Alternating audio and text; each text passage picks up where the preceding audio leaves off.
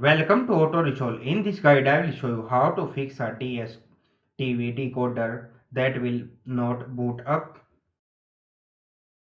Fix 1. Power reset the decoder. Step 1. Turn off the DStv decoder and unplug it from the power. Step 2. Wait 2 to 3 minutes. Step 3.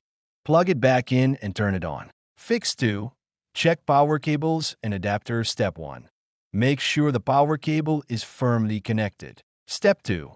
Try a different wall socket or power adapter, if available. Step 3. Turn on the decoder. Fix 3. Remove external devices. Step 1.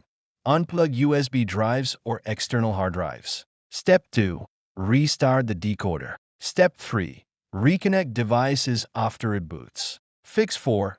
Check for overheating. Step 1. Turn off the decoder. Step 2. Move it to a well-ventilated area. Step 3. Wait 10 minutes, then power it on.